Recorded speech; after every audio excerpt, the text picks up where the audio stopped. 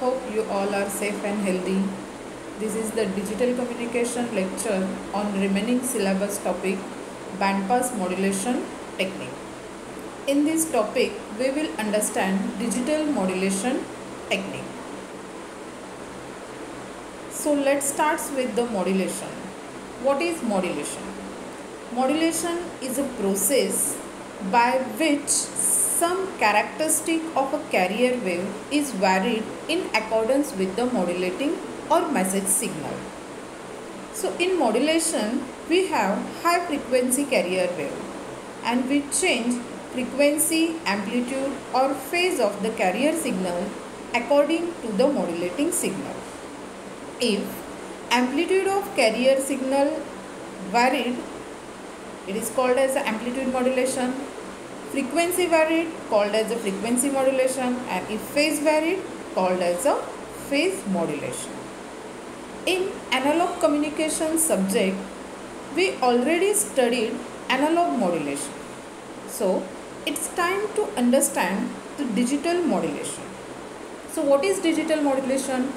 Digital modulation, it is a special kind of modulation where the message signal, that is modulating signal, is of digital in nature and carrier wave is of analog in nature.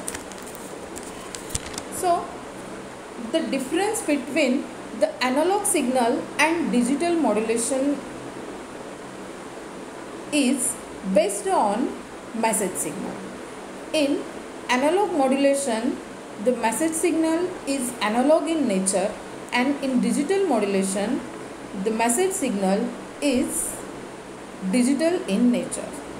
In digital modulation, the switching or keying of the amplitude, frequency and phase of the carrier wave is done. Okay.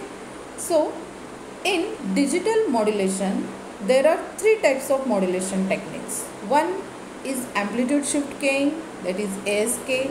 Second is frequency shift keying, that is FSK. And third is phase shift keying, that is PSK. So let's see first ASK, that is amplitude shift keying.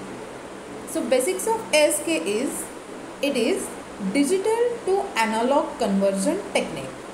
So definition of ASK: amplitude of carrier signal, it varies with respect to amplitude of message signal or modulating signal.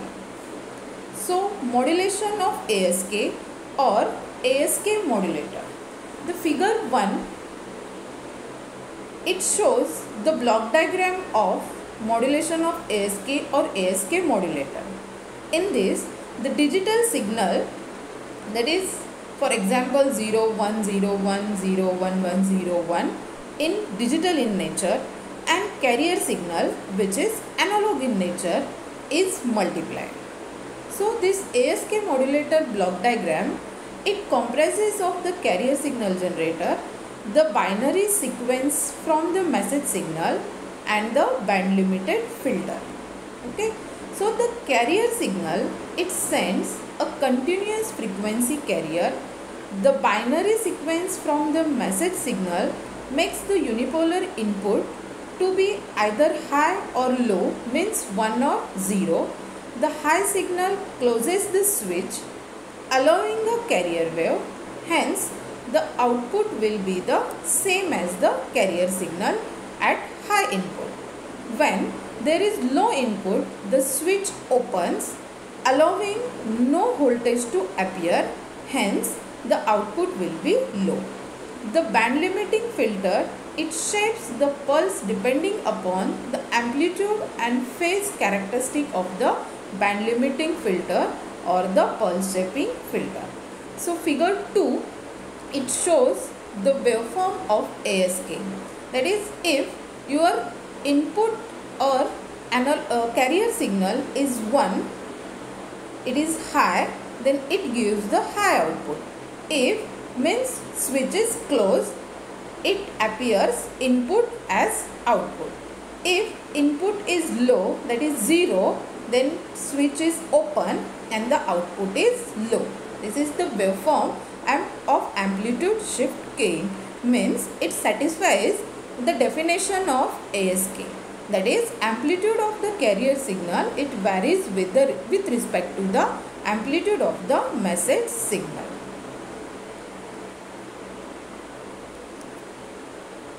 Then demodulation of ASK. There are two types of demodulation, that is asynchronous ASK demodulation and synchronous ASK demodulation. So this block diagram shows it is asynchronous ASK demodulation. It consists of a half wave rectifier, a low pass filter and a comparator. The modulated ASK signal is given to the half wave rectifier, which delivers a positive half output. The low pass filter suppresses the high frequencies and gives an envelope detected output, from which the comparator delivers a digital output. Then advantages of